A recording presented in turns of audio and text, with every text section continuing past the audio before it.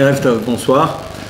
J'espère que tout le monde a bien profité des vacances, que tout le monde va bien. Le thème qu'on va essayer d'aborder ensemble ce soir, il est un thème un peu violent, n'est-ce pas? Puisqu'on parle de guerre. Quelles sont les guerres à mener? Comment est-ce qu'on mène une guerre? Vers quoi on doit mener une guerre? C'est quoi? Pourquoi est-ce que j'ai envie de traiter ça cette semaine? C'est en rapport avec quoi? Alors, c'est en rapport avec deux textes qu'on est en train et qu'on vient de lire.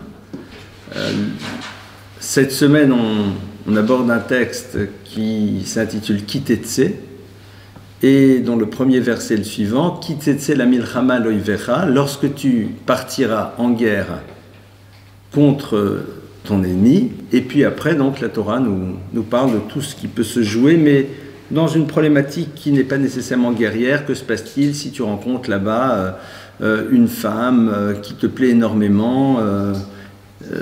Est-ce que tu peux comme ça, parce que tu es à la guerre, la prendre avec toi? Donc la Torah nous explique un petit peu qu'on ne va pas tout faire, on va pas faire tout et n'importe quoi. Ça, c'est donc un premier verset donc, qui nous parle de milchama, d'une guerre. Et puis la semaine dernière, on a dans la paracha ouvert à l'univers donc des règles, l'univers du mishpat, l'univers de la justice. On va y revenir dans quelques instants. Donc je vais reprendre tout d'abord l'univers donc de la guerre. La guerre, dans notre langage à nous, de manière générale, quand on entend le mot guerre, évidemment les premières choses qui nous viennent à l'esprit, c'est avant tout combat, soldats, morts, enfin tout ce qui tourne autour de la guerre.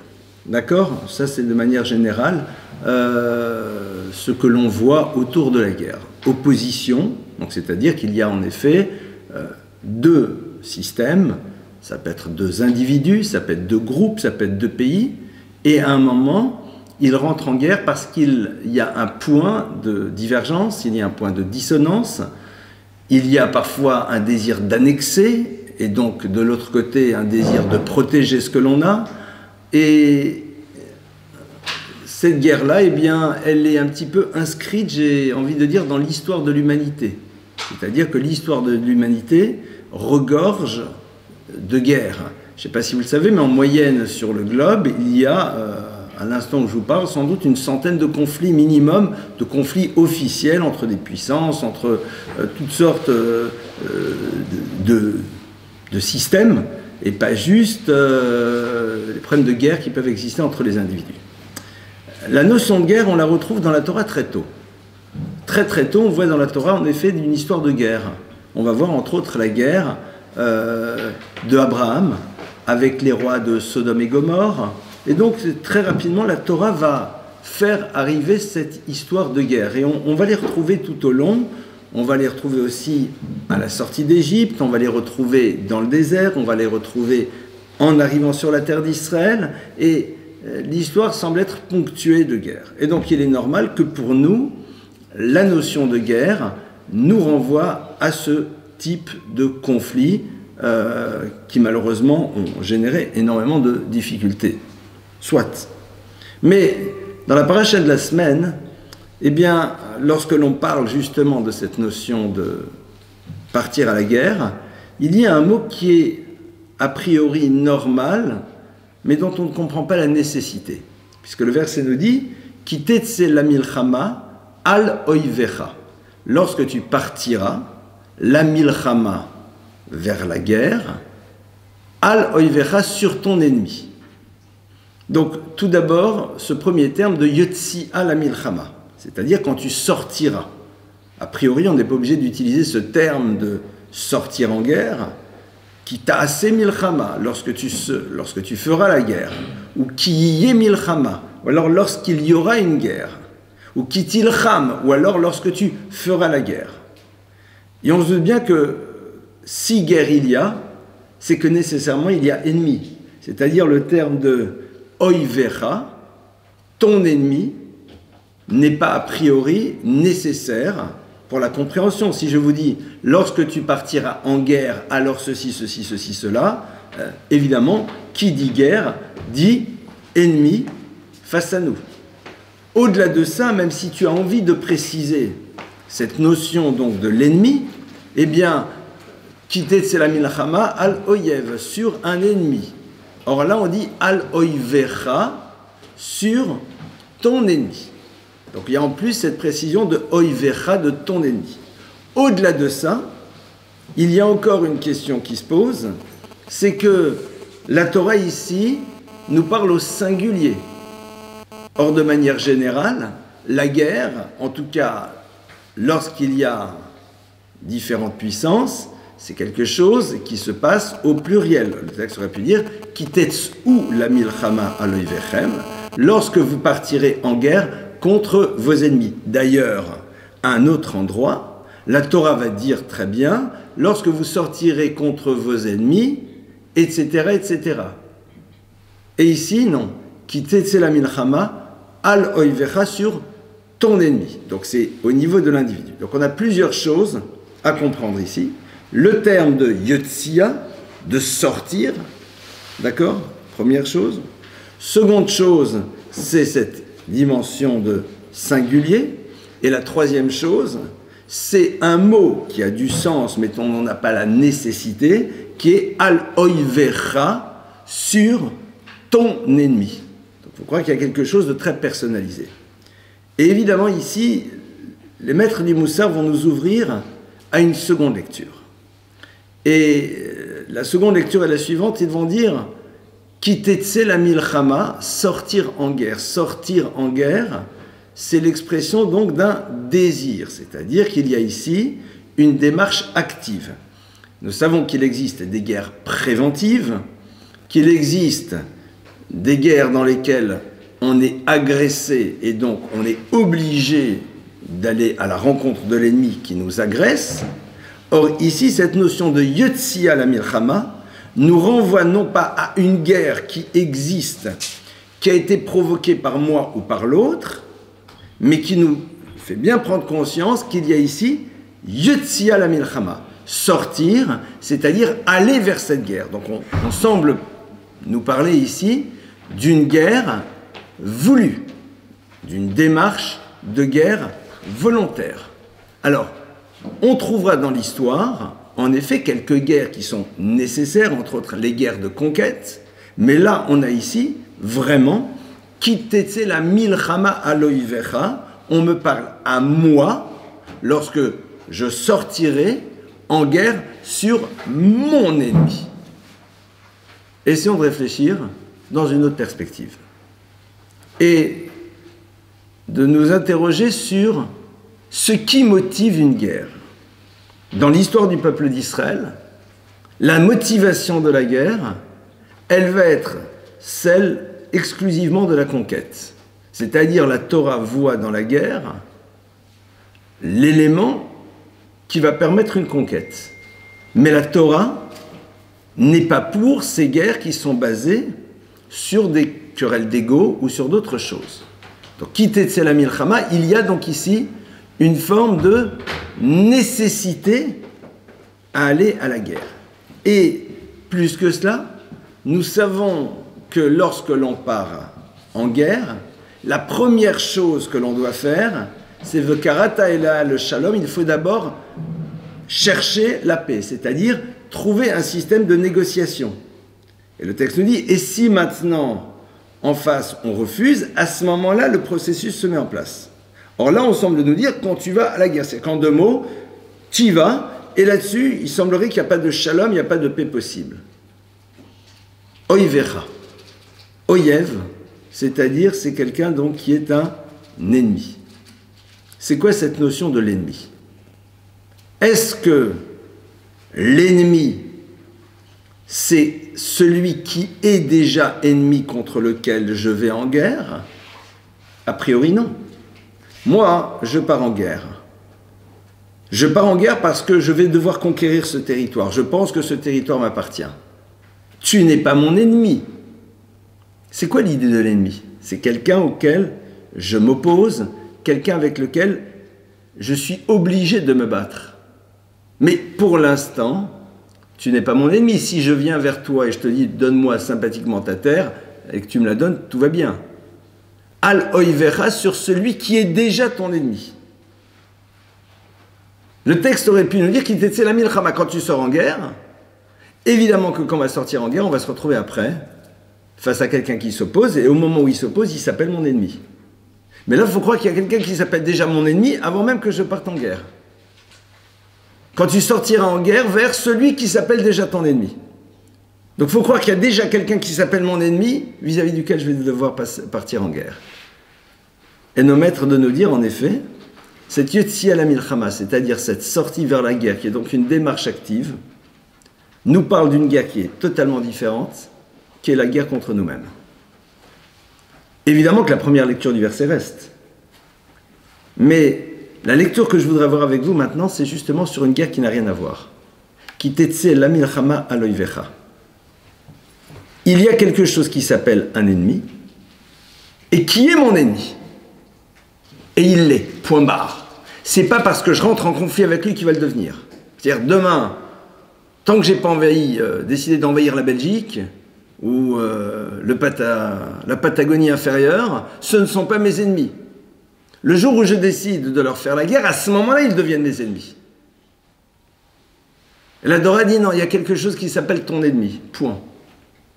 Il est là et il est présent et c'est un ennemi. Et c'est sa définition. C'est quoi le principe de l'ennemi? C'est celui qui va m'empêcher d'accéder à mon objectif.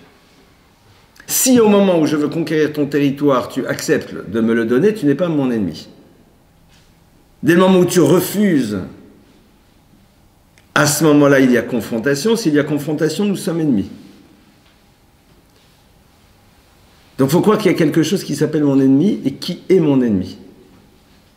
Et là, évidemment, vous pouvez imaginer quelle est la suite. Cet ennemi, c'est celui qui en effet est structurellement opposé à moi-même. Qui est structurellement opposé à moi-même? Eh bien, c'est celui qui m'empêche d'accéder à mon objectif. Dans le monde de la guerre, j'ai un objectif, c'est de conquérir ton territoire. Dans ma propre existence, j'ai un objectif. Et il y a quelque chose qui est là et qui dit « je ne veux pas que tu l'atteignes ». Il est oyev. Par principe, je ne veux pas que tu l'atteignes, cet objectif. Mais quel est son intérêt? A priori, l'ennemi, il est celui qui en effet a peur que je prenne quelque chose de lui. Mais ici, il faut croire qu'on a quelque chose qui s'appelle son ennemi. Et la finalité de son opposition, c'est de m'empêcher moi-même à créer ma propre histoire. Et les maîtres du Moussard de nous dire qu'en effet, lorsque la Torah nous parle de guerre ici, elle nous parle de choix et de démarche pour rentrer en guerre contre celui qui s'appelle notre ennemi, c'est-à-dire, traduction classique, notre Yetzer Hara, c'est-à-dire tous ces éléments qui nous empêchent en vérité de construire notre histoire. Cette notion de Yotzi à la Milchama, cette notion de sortir en guerre, c'est en effet pas juste un choix, mais une nécessité. On ne peut pas à un moment appréhender son existence si cette notion de Yotzi à la Milchama, de sortir en guerre, n'est pas présente, mais elle n'est présente que parce que justement je sais que j'ai Oivecha, j'ai mon ennemi. C'est-à-dire tant que je n'ai pas identifié quel est cet ennemi contre lequel je dois partir en guerre, l'idée de la guerre ne peut pas exister. Donc la Torah me dit qu'il y a des guerres nécessaires. Mais elles n'existent que dans la mesure où tu as compris que tu es un ennemi. Tant que tu n'as pas compris que tu es un ennemi, tu ne pars pas en guerre. Comment est-ce qu'on fait pour pouvoir réaliser que nous avons un ennemi?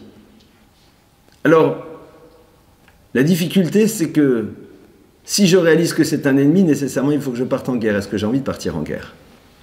C'est-à-dire, est-ce que j'ai envie, au fond, de mobiliser chez moi les ressources qui vont me permettre à un moment de faire disparaître quelque chose qui s'appelle un ennemi, mais qui, a priori,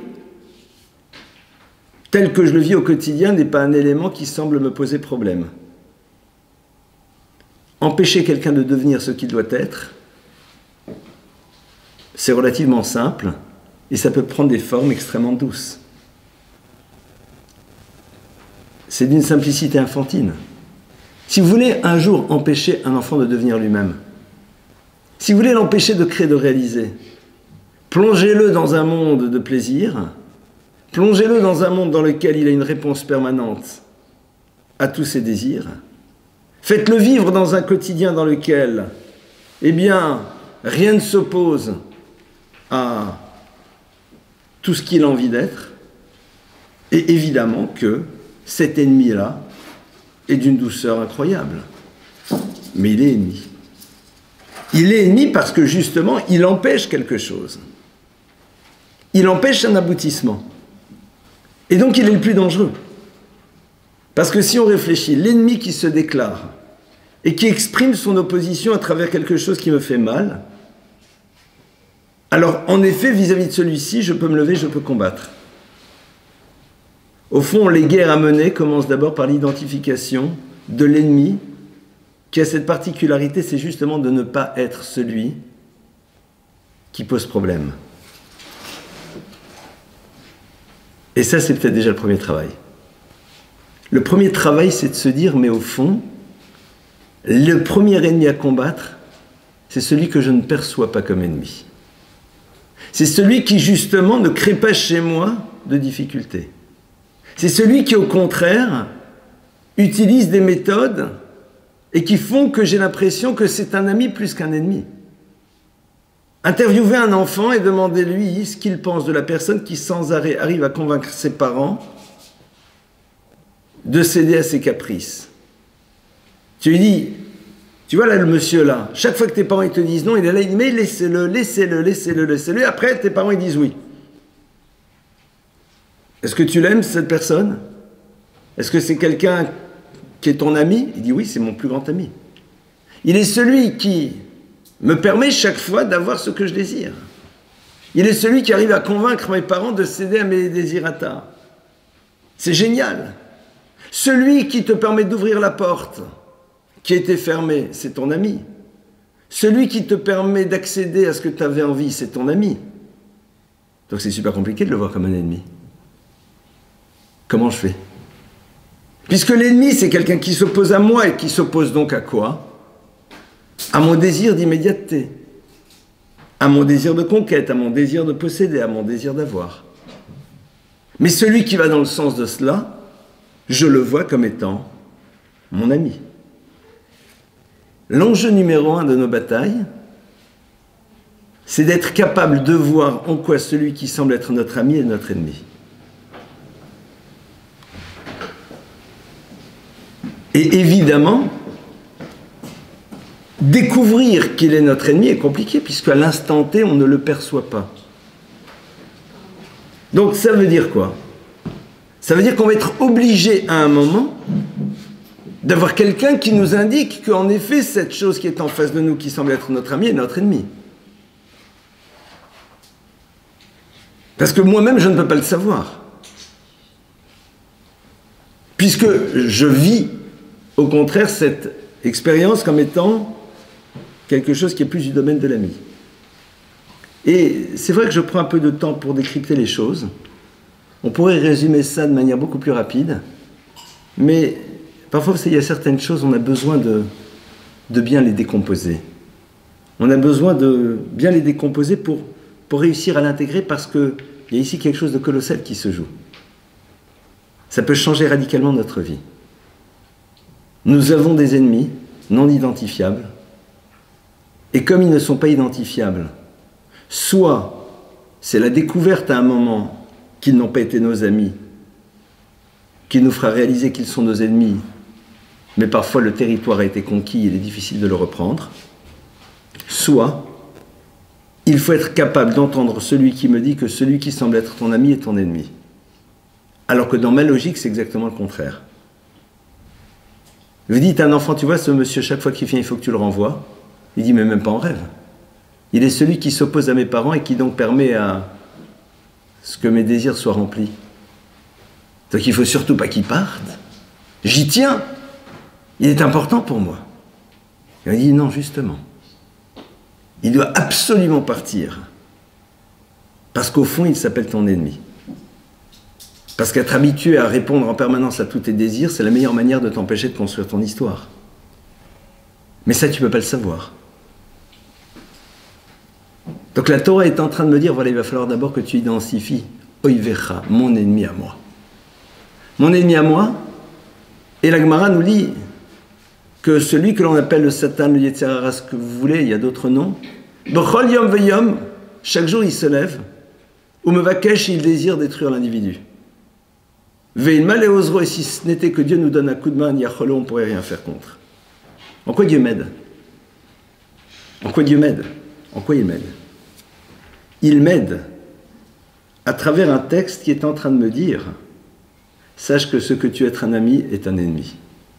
C'est-à-dire que la première aide divine, elle est justement cette possibilité de découvrir ce qu'est mon véritable ennemi. Et à partir de là, évidemment, le combat va commencer et on va essayer de voir comment ça se mène un combat.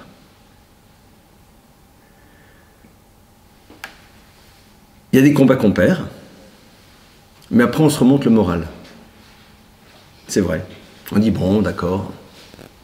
Mais qu'on le veuille ou pas, lorsque l'on a reculé au niveau de ces lignes, eh bien, il va falloir du temps pour revenir là où on était. Et est-ce qu'on aura après suffisamment d'énergie pour continuer à aller plus loin? Ça, c'est l'enjeu, ça, c'est la difficulté. Cette paracha de Ki Teitzei qui nous parle de ce combat, elle se situe à quel moment de l'année, de manière générale, toujours même? Elle se situe dans le périmètre immédiat des fêtes de Rosh Hashanah. Pourquoi est-ce qu'elle se situe dans ce périmètre immédiat? Parce qu'elle nous permet de nous interroger, de nous amener à réfléchir. Est-ce que je suis prêt à voir, à l'intérieur de ce que la Torah a à me dire, ce qui s'appelle mon ennemi? Et après être Yotze la Milchama, c'est-à-dire de faire le choix de rentrer en guerre contre celui que je sais être mon ennemi, mais dont je ne vois pas encore les effets pervers. C'est-à-dire qu'à la limite, demain, il est là et il me fait du mal. Évidemment que je serai en guerre, mais je serai en guerre pour me protéger de quelque chose qui me pose problème. Là, on me demande d'entrer en guerre. C'est-à-dire d'identifier quelque chose dont je ne vois pas le problème et de savoir que malgré tout, je dois mener une guerre. Pourquoi je devrais mener une guerre contre ces éléments qui me poussent à vivre mon quotidien de la manière la plus sympathique qui soit? Pourquoi je devrais m'empêcher de répondre à ces sollicitations? Pourquoi je devrais me battre pour ne pas voir ce que j'ai envie de voir? Pourquoi? Puisque quand je le vois, c'est bon, puisque quand je le fais, c'est agréable, puisque... Pourquoi? Parce que je sais qu'il y a ici un ennemi.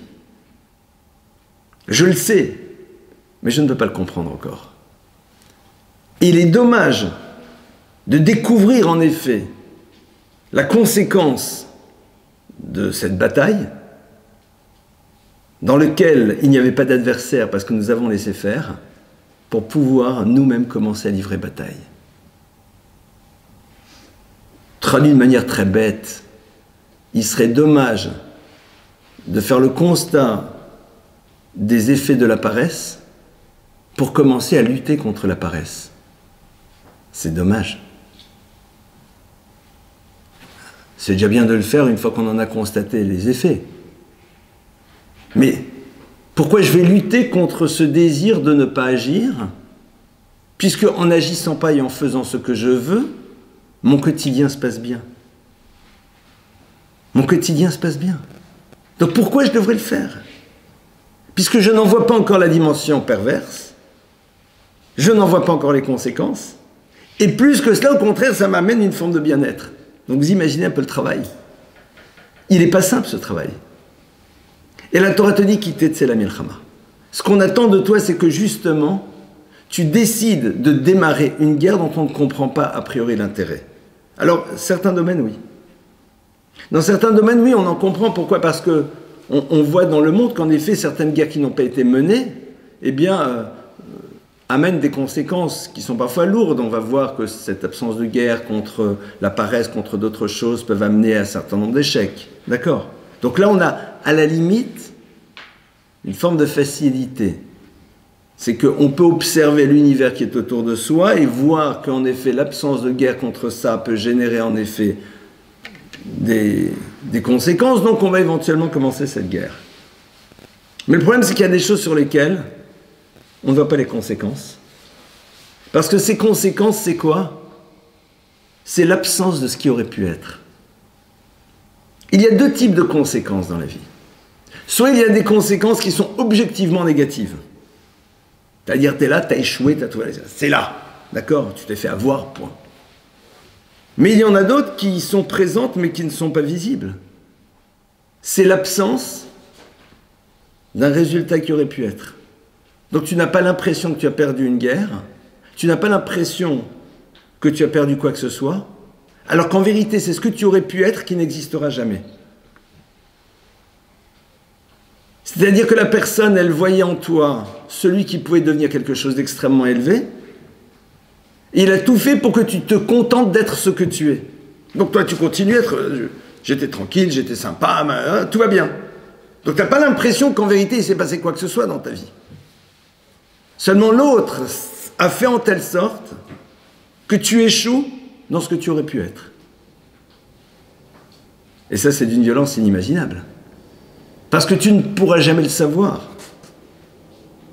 Un jour peut-être. Il n'y a rien de pire que le moment dans lequel on nous présente notre vie et ce qu'elle aurait pu être.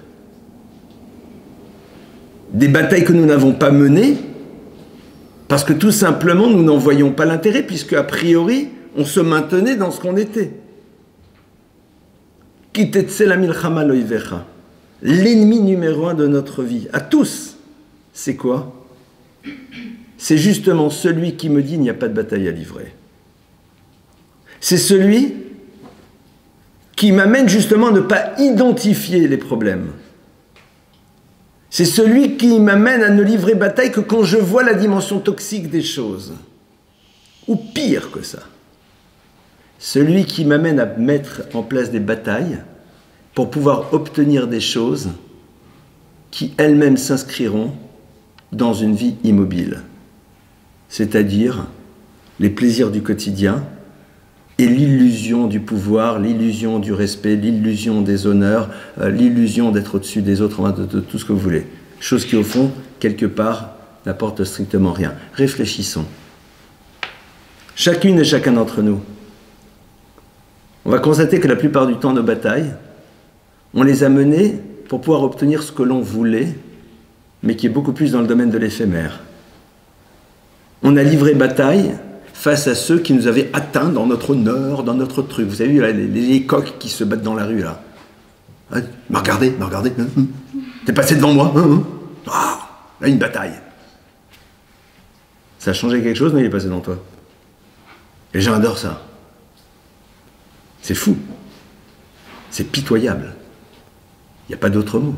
C'est pitoyable. Vas-y, mords-le. Bataille de chiens.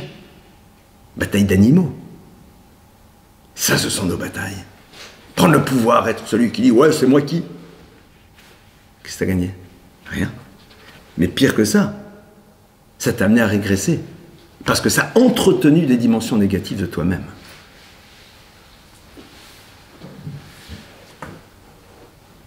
Quand dans la vie, on parle de gens qui réussissent et qui ont fait des belles choses, alors la plupart du temps, on voit dans notre esprit des idées qui sont les suivantes. Il a fait créer des choses, des machins, des entreprises, des trucs, des synagogues, enfin voilà, des gens qui ont fait, d'accord? Ils ont fait des choses, waouh, te rends compte ce qu'il a fait. Les maîtres du Talmud ont une lecture un peu différente des choses. Alors, je vais d'abord vous citer le texte et on va essayer de le décrypter ensemble. Le texte nous dit « Hane elavim venan olvim ». Ceux qui sont méprisés et qui ne méprisent pas en retour. Shomim cherpatam, qui entendent le mépris le mépris dont ils sont victimes. Venan meshivim, et ne répondent pas. Aussi me met ahava. Ils continuent à faire les choses par amour. Ou smechim beisurim, ils sont capables d'être heureux même si à un moment ils ont des difficultés. Aleem akatuvomer, c'est à leur propos que le verset dit Ve ohavav que tset hashemesh bigvurato, et ceux que Dieu aime sont à l'image du soleil au moment où il sort dans sa puissance. Ils sont appelés véritablement ceux que Dieu aime. Ce qui est très intéressant, c'est que si je vous demandais quelle est la chose la plus puissante que l'on peut percevoir dans l'univers, c'est quoi? À notre niveau, nous, c'est le soleil. Nous savons que les étoiles, c'est colossal, mais nous n'en avons pas la perception. Il faut regarder un ciel étoilé, c'est joli, c'est mignon, ça ne vous aveugle pas, ça ne vous réchauffe pas, il ne se passe rien.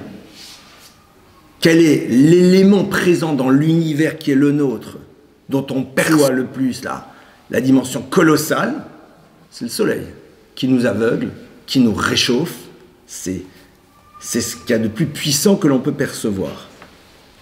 Tzet Hashemesh Bigvurato, c'est le soleil quand il apparaît dans sa toute-puissance. C'est-à-dire que l'expression la plus incroyable de l'humain, sa réalisation la plus belle, c'est quoi?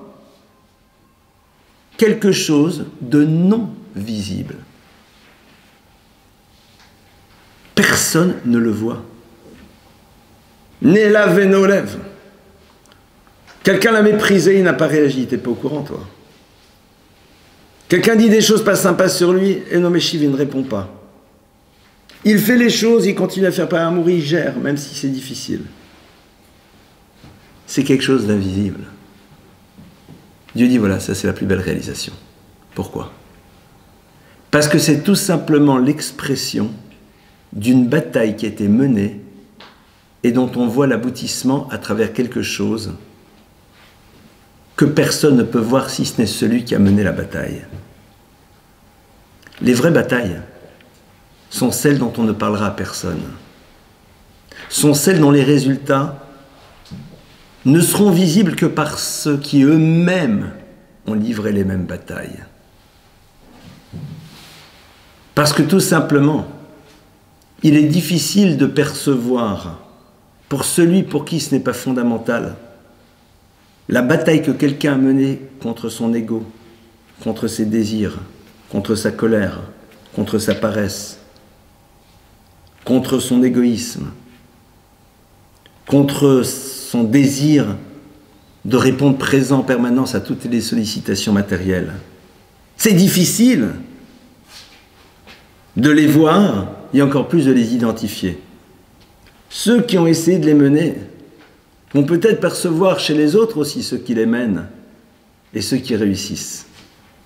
Oivecha, c'est ton ennemi. Ça veut dire que toi, tu n'es pas au courant. C'est mon ennemi à moi, je le connais. Aloivecha. Tetse la milchama. Est-ce qu'on se lève un jour et on dit « Je décide de régler mes comptes avec moi-même » ? Je décide de régler mes comptes avec moi-même. Tout simplement. Régler ses comptes avec soi-même. Et c'est vrai que c'est une expérience incroyable si on réfléchit. Parce que t'en parleras pas. Parce que personne ne verra. Donc c'est quelque chose qui est vrai. Donc c'est quelque chose qui est authentique. Ce n'est pas quelque chose dans lequel tu attends que l'on t'applaudisse. C'est toi par rapport à toi-même. Parce que la Torah te dit « Oivecha, tu as un ennemi. Il est là, sache-le. » Et je le vois comme ennemi. Je ne suis pas l'enfant qui voit celui qui dit à mes parents « Laisse-le faire tout ce qu'il veut comme étant un ami. » C'est un ennemi. Mais je suis enfant. Comment puis-je savoir que c'est un ennemi? Comment? Au contraire. Parce que quelqu'un est venu m'a dit, tu sais, celui-là, qui chaque fois oblige tes parents à céder, tu crois que c'est ton ami, c'est ton ennemi, et tu t'en rendras compte un jour. Non pas juste, parce qu'il t'amènera vers des choses qui sont négatives, mais parce qu'un jour tu te retourneras et tu verras que ton histoire n'a pas été ce qu'elle aurait pu être. Les heures, les jours, les mois et les années que tu as passé à flâner, dans lesquelles tu t'es donné l'illusion de faire des choses, ces heures passées devant des images qui t'ont perturbé, ces relations qui n'ont rien construit si ce n'est la souffrance chez l'autre et peut-être chez toi. Alors bien sûr, on est dans un monde dans lequel on dira « Oui, mais c'est la vie, que voulez-vous » C'est vrai, tu as raison. Est-ce que tu es obligé d'y aller? Est-ce que tu es obligé d'y aller? Ce sont des guerres simples et compliquées. Simples, qu'on a décidé de les mettre en place. Compliquées, parce qu'on est très seul. Parce qu'on est dans un monde dans lequel on nous dit ne livre aucune guerre contre toi-même. Livre la guerre à ceux qui t'empêchent de pouvoir vivre ce que tu as envie d'être, c'est-à-dire te laisser aller. Regardez aujourd'hui, quand on ose dire, vous savez, dans certains domaines, ah non, non, non, non, non, non, attends, c'est ma vie, c'est mon chemin, voilà, détente. On ne commence à livrer les guerres que quand on voit les drames. Là maintenant on dit le drame des tablettes et des écrans pour les enfants, alors là on fait la guerre. Mais quand la Torah elle te dit Velo tatoru achare levavchem, tu ne te détourneras pas avec tes yeux. Et que la Torah elle te dit Uritem otam, vous verrez votre tzitzit, uzchartem et vous vous rappellerez. La Torah elle te dit ce que tu vois, tu t'en rappelles. Donc ne laisse pas rentrer dans le cerveau de tes gosses la poubelle du monde. Et ne les habitue pas à se satisfaire de mouvements permanents. Ah! Qu'est-ce que la Torah va me dire des choses? Qu'est-ce que la Torah elle sait? Quand la Torah elle te dit préserve-toi, préserve ton regard. Ah! Puis après, t'en es à ta combienième relation qui ne correspond pas aux images que tu as vues? Et comme tout le monde se maintient, ouais. Alors on a l'impression que... C'est intéressant. C'est intéressant de voir qu'on est dans un monde de ce type. Et la question est de savoir est-ce qu'à un moment on est prêt ou pas à être à l'écoute de ce verset.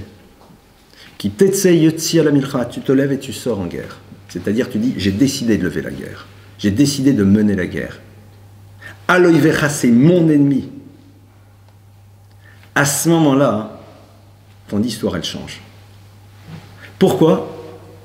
Parce que tout simplement, avoir identifié, c'est ce qui permet le matin de se lever avec un objectif particulier, dont on va voir à terme les bénéfices, de par le fait qu'il nous permet de nous recentrer sur ce qui est essentiel, et quelque part que notre vie rentre en résonance avec ce qu'elle peut être, et donc à ce moment-là commencer à ressentir l'univers du bonheur, l'univers de quelque chose qui nous nourrit.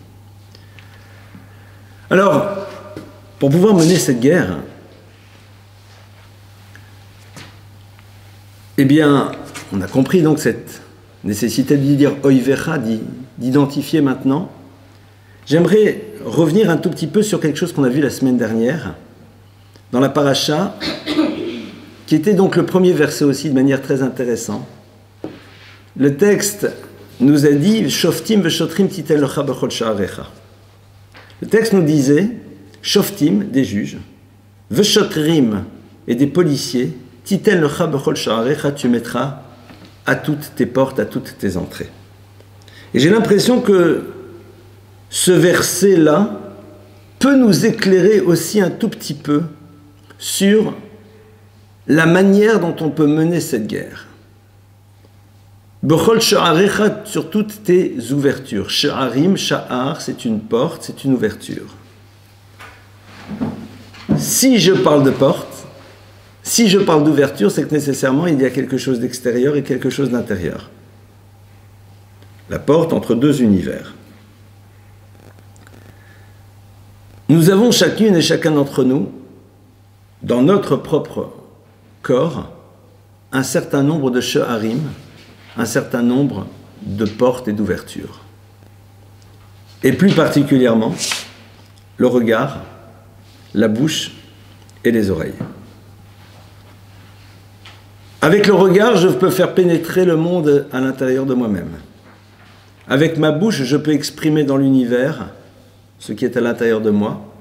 Avec mes capacités auditives, je peux faire rentrer à l'intérieur de moi-même ce qui se passe à l'extérieur. Shoftim veshotrim titen lecha bechol sha'arecha, dit le texte. Mets un juge et mets des policiers à toutes tes ouvertures. Traduction.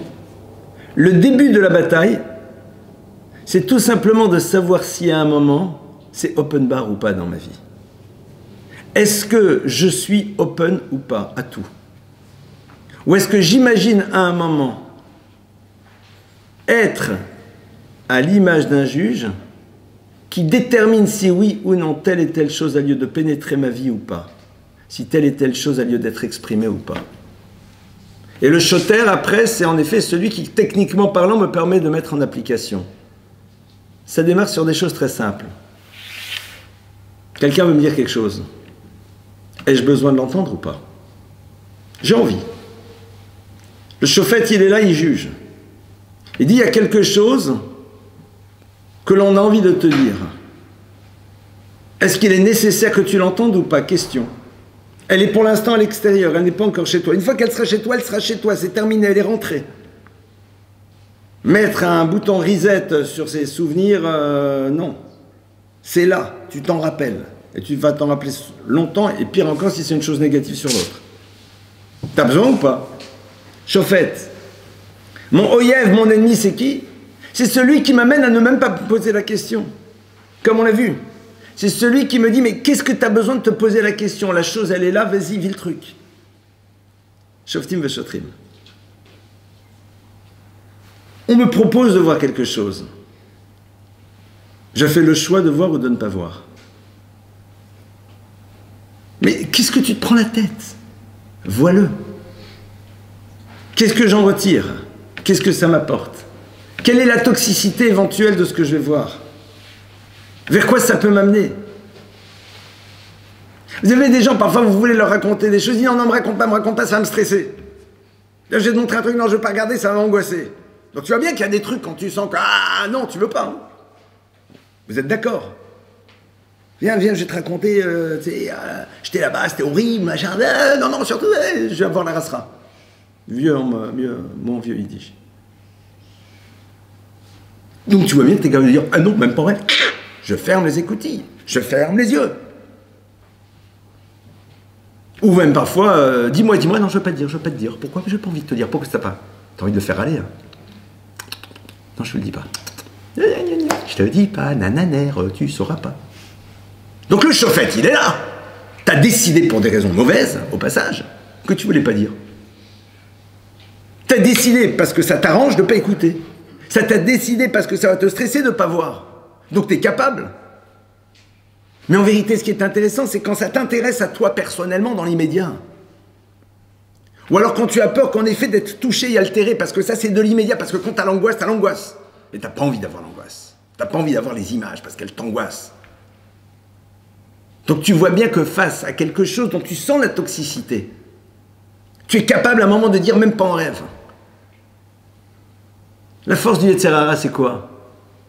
C'est que tu n'arrives même pas à imaginer qu'il y a une toxicité dans ce que tu entends. De même pas imaginer qu'il y a une toxicité dans ce que tu vois. De même pas imaginer qu'il y a une toxicité dans ce que tu dis. C'est ça sa force. C'est en ça qu'il est le Oyev terrible. Et notre problème à nous, c'est de déclarer la guerre et de mettre un chauffette. De mettre un chauffette, c'est-à-dire d'être nous-mêmes juges. C'est-à-dire d'être capable de s'interroger. Nous, on voit la guerre comme étant en taille, oh, je prends le machin. Non. Le point de départ du chauffette, c'est de s'asseoir, de se dire je me pose. Dire qu'en deux mots, on se calme. Oui ou non? Et au bout d'un moment, les choses, elles sont claires. Ce genre de choses ne sont pas chez moi. Ce genre de paroles ne sortent pas de ma bouche. Ce genre de spectacle, je ne veux pas les voir. Ce genre de paroles ne doivent pas rentrer dans mon... Je ne veux pas. Et je suis choter, c'est-à-dire je fais ce qu'il faut techniquement pour que ça ne se passe pas. Je fais ce qu'il faut pour que ça ne se passe pas. Et un des éléments qui va me permettre d'y arriver, c'est quoi? Dites-moi, quand on prie parce qu'il y a des choses qui sont importantes pour nous. Alors la question est de savoir est-ce qu'on va prier pour ça. Ce qui va me révéler que la chose elle est importante pour moi, c'est que je prie. On prie pour se marier, on est d'accord? C'est important et c'est vrai.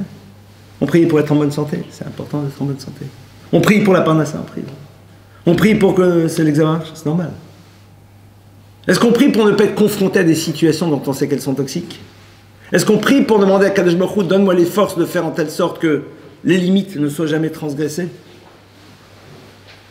Si Bémet c'était important, on prierait. C'est intéressant de savoir pourquoi on prie. Je vous parle, mais je me parle, hein, qu'on soit bien clair. Hein, on est tous dans le même bateau. Hein, on fait tous partie du même bateau. C'est intéressant de voir que Pour quelqu'un qui pense que la prière, ça a du sens, est-ce qu'on prie par rapport à ce genre de choses? Par rapport aux vraies batailles? On doit prier pour le reste aussi. Ça peut être un élément très intéressant. Maintenant, évidemment, la difficulté qu'on a dans ces batailles, c'est qu'on n'en voit pas tout de suite les résultats. Et que nous sommes dans un monde dans lequel nous ne voulons livrer bataille que dans la mesure où souvent nous allons voir les résultats. Si je montre que je n'ai pas besoin de voir les résultats pour continuer à livrer bataille, c'est que j'ai compris que ça fait partie de mon projet de vie. Et que c'est quelque chose que j'ai envie d'inscrire dans ma vie. Et je veux que ça fasse partie de mon existence. Maintenant, comme dans toutes les batailles, il y a des batailles qui se perdent. Mais une bataille perdue, ne regardez pas le mot perdu. Regardez le mot bataille. C'est comme les parents disent, le bébé pleure. Ne regardez pas le mot pleure. Regardez le mot bébé. Parce que si bébé pleure, c'est qu'il y a un bébé. Si une bataille est perdue, c'est qu'il y a une bataille. Ce qui est important, c'est de savoir qu'il y a une bataille. Après, vous allez dire, mais j'ai décidé d'être chauffette, je ne veux pas voir, et j'ai vu. Tu t'es battu, peut-être, c'est pas la bonne stratégie. C'est possible. Mais ce qui est sûr, c'est que n'imagine pas qu'il n'y a rien qui s'est passé. C'est l'histoire d'une personne qui était là et qui devait faire un trou pour faire un puits. Et donc, il devait d'abord prendre son pelle, et puis, après, une fois qu'il a vidé, la terre, le sable, il met de ciment et tout. Manque de chance, il prend, il met à côté, et le temps qu'il aille prendre le ciment, la terre s'effrite, et le puits se remplit, enfin le trou se remplit. Il en a marre. Il recommence. Vas-y mon frère. Il recourt, hop, ça retombe. 2 fois, 3 fois, 4 fois, il n'en peut plus. Au bout d'un moment, il dit, mais quand je vais y arriver? Et quelqu'un qui le regarde lui dit, t'as pas remarqué que depuis tout à l'heure, tu enlèves le sable de plus en plus vite, et quelque part, tu as pris de mieux en mieux les gestes nécessaires, et que tu t'es musclé, et à un moment, tu vas constater que tu vas le faire tellement rapidement, que tu seras capable de mettre le ciment et tu auras réussi. Une bataille perdue, elle a construit quelque chose qui nous permettra de gagner la suivante. Mais plus que cela, les maîtres de la Kabbalah, de la Chassidoute expliquent et disent la chose suivante. Et c'est quelque chose auquel je crois très profondément, parce que c'est une chose qu'on voit, qu'on perçoit, qu'on ressent. C'est que quand tu as livré une bataille, tu as développé des énergies. Ces énergies sont présentes dans l'univers et elles ont aidé d'autres personnes, même si toi, tu n'as pas réussi. Sache que quelqu'un est en train de livrer la même bataille que toi. Mais les énergies que tu as utilisées pour pouvoir livrer ta bataille, que tu n'as pas encore réussi à gagner pour l'instant, ont été celles qui lui ont permis à lui de réussir sa bataille. Ça veut dire que quelque part, tu as construit dans l'univers quelque chose de nouveau. Et ça, il faut le savoir. Toutes les énergies que l'on utilise pour se battre, pour régler ses comptes avec soi-même, elles apportent des choses. La force du Yetzer Hara, c'est justement de voir dans notre échec l'impossibilité de la réussite. Alors qu'au contraire, ce qui est un échec a créé, et il a révélé notre désir. Et c'est peut-être ça la première chose qu'il va aller voir. C'est que ma bataille révèle mon désir. Et au fur et à mesure, les fronts ne sont plus les mêmes. Et on va constater qu'à un moment, la bataille frontale, c'était quoi? C'était, je prends des exemples religieux, de se lever pour aller prier. Maintenant, ma bataille, c'est plus ça. C'est de réussir à faire les choses de manière plus élégante dans ma prière. Ma bataille, c'était quoi? C'était de faire attention à mon habillement, à ma nourriture, à mon Shabbat, à mon machin. Et puis ça y est, il y a des choses qui sont derrière. Ça y est, c'est là. Et je continue mes batailles. Mais ce ne sont plus des batailles pour régler ses comptes avec soi-même. Ce sont des batailles qui nous font monter de niveau et nous permettent d'accéder à des choses de plus en plus belles. Mes batailles étaient de ne pas me mettre en colère et de hurler. Cette bataille, elle est réglée. Et maintenant, c'est comment savoir dire les choses de la plus belle manière qui soit. Quelque part, cette période est extraordinaire. Parce qu'elle nous permet d'entreprendre une vraie démarche. Qui, comme on l'a vu tout à l'heure, est une démarche non visible. Donc authentique. Parce que non déterminé par les applaudissements des autres, mais par l'expression de ce qui est notre vraie volonté. Qui tetse la milchama aloivecha. Lorsque tu décideras de sortir en guerre contre ton ennemi, à ce moment-là, en effet, l'histoire change. Voilà quelques idées que je voulais partager avec vous. Et c'est vrai que c'est extraordinaire de voir qu'on a cette possibilité. C'est merveilleux, si on réfléchit. Avec cette difficulté, c'est de vivre dans un monde qui nous demande de ne pas livrer bataille sur l'essentiel. À nous de savoir si à un moment nous sommes prêts à nous positionner à travers notre référence qui est la Torah et qui nous rappelle où se situe l'essentiel des batailles qu'un être humain doit livrer dans son existence. Voilà, merci beaucoup pour votre écoute. Et si vous avez des questions, avec plaisir. Est-ce qu'il y a des questions? Oui. Vous avez dit à un moment qu'il y a marqué dans la Torah comme quoi on ne doit pas combattre contre soi-même. Non, justement, qu'on va se battre contre soi-même. Justement, je dis, c'est ça justement, c'est ça la fameuse bataille. C'est décider de se battre contre soi-même. Mais ce soi-même, c'est-à-dire, c'est régler, c'est ce que j'ai traduit par la suite, par se régler ses comptes avec soi-même. C'est-à-dire, c'est un moment, identifier et dire, bon, mais il va falloir que je règle ça un jour. Et est-ce que ça parle aussi du coup de fréquentation? Bien sûr. C'est c'est dans tout.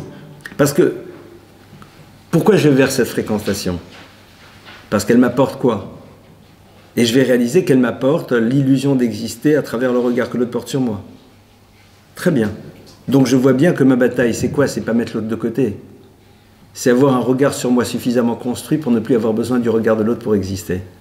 C'est comme, je parlais du sujet qui fâche. Enfin, qui fâche souvent les gens. Shomer negia, d'accord? Ne pas créer de contact physique. D'accord? Je ne parle pas de juste la bise, c'est-à-dire, comme dirait l'autre, voir plus si affinité. Donc c'est quoi? Quel est l'enjeu?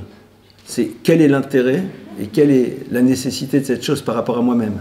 Quand j'ai identifié, soit que c'est vraiment une nécessité basique de Yetzer Hara charnel, ou alors symbolique d'avoir l'impression de me sentir mieux parce que l'autre, etc. Quand j'ai identifié, alors je sais sur quoi je vais me battre.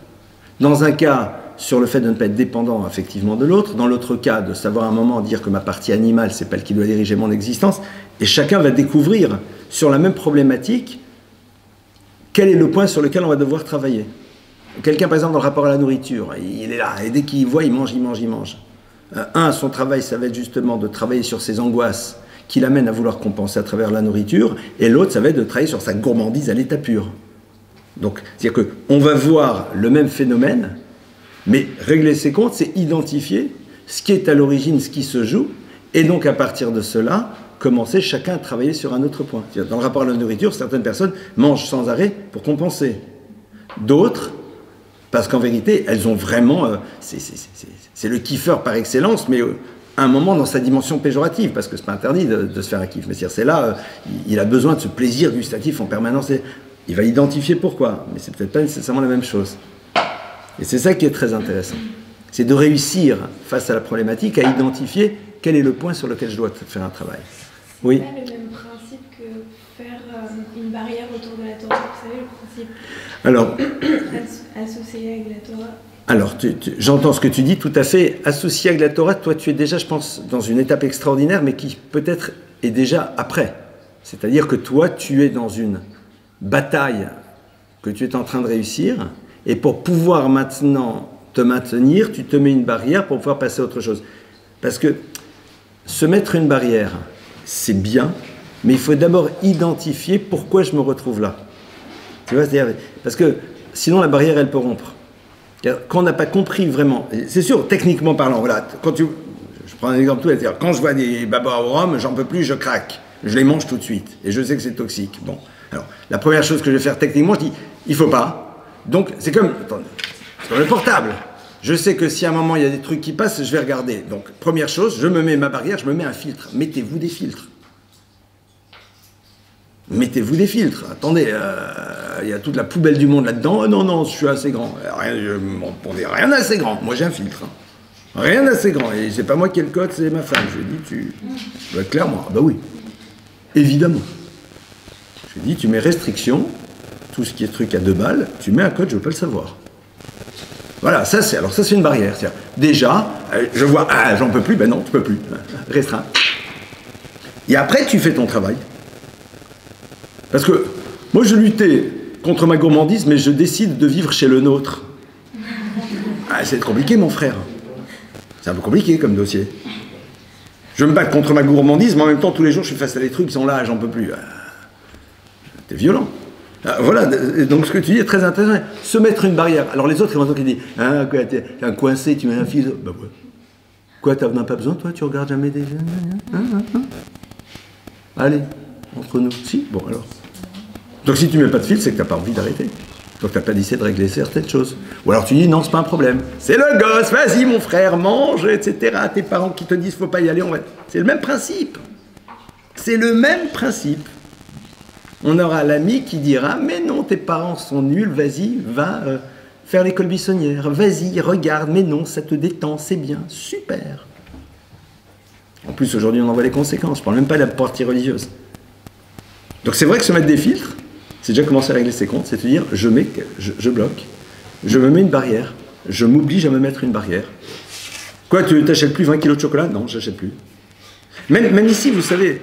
Moi, un de mes garçons m'a expliqué, m'a dit que sur ce genre de truc, il dit, tu sais papa, si je veux, je peux te restreindre ton temps sur WhatsApp, ton temps sur machin. Bon, moi je m'en fiche parce que, au Hachem, c'est un outil point barre. J'ai pas Facebook là-dessus, machin, ça m'intéresse pas. Mais j'ai trouvé ça super intéressant. C'est-à-dire, tu dis à l'autre, tu dis à ton copain, écoute, tu peux me mettre sur code que j'ai le droit d'avoir 1 heure de Facebook par jour, et encore t'imagines 1 heure de perdu. 1 heure. Et c'est pas grave, allez, on va dire. Tant de trucs, voilà, tu me mets le code. J'ai pas le code. Et ce qui fait que je me mets, c'est-à-dire je sais, je rentre à la maison, zut, j'ai épuisé mon crédit, Facebook, machin. Je vais être 3 heures seul avec moi-même. Attendez, vous m'offrez 3 heures, moi, mais je suis heureux comme un roi. 3 heures! Le truc qui marche pas, t'es génial. Tu peux apprendre, tu peux réfléchir, tu peux dire, tu peux écrire, tu peux faire tellement de choses. C'est merveilleux. C'est merveilleux. Moi, je me rappelle, il y a quelques années, j'ai rencontré une fille, elle avait 15 ans. Et elle était, je sais plus où elle était. Oui, elle était venue, elle était mono dans un séminaire qu'on faisait. Et elle arrivait, ouais, c'était en Belgique, voilà. On faisait un séminaire en Belgique, elle était là. Et puis, donc, on gérait le séminaire, et puis elle faisait partie donc, des monitrices qui s'occupaient des gamins, elle avait 15-16 ans. Et puis à un moment, je ne sais pas comment, dans la conversation, elle me raconte qu'elle apprend le russe. Ah, je lui dis, c'est intéressant, pourquoi? Elle me dit, voilà, moi je suis d'origine russe. Enfin, mes parents sont ma mère ou sa grand-mère. Elle dit, je vais aller un jour en Israël. Et moi, je vois qu'il y a tellement de juifs russes en Israël qui sont totalement déconnectés de la Torah. Et j'ai envie de partager avec eux. Et pour ça, il faut bien que je parle russe. Donc j'ai 15 ans. Non. J'apprends le russe. Et 4 ans après, je suis en Israël, et dans le cadre d'une activité qu'on fait, on va avec tout un groupe de Russes. Et qui les encadre? Cette fille, 19 ans. 4 ans après. Voilà. Mais pourquoi? Mais on peut tous le faire. On peut tous le faire. Alors, vous n'êtes pas 12 pour le russe, moi non plus. Mais c'est-à-dire, vous imaginez? La question, elle dit, mais qu'est-ce que j'aimerais connaître? Qu'est-ce que j'aimerais connaître? Qu'est-ce que j'aimerais savoir? Qu'est-ce que j'aimerais apprendre à lire? Qu'est-ce que j'aimerais connaître? Le yoga, la peinture sur soi, ce que vous voulez. Vas-y, mon frère. Mets-toi. Ce que tu dis, c'est génial. Cette notion de guédère. Je me mets une barrière. En 2 mots, je ne me raconte pas d'histoire à moi-même. Je suis lucide.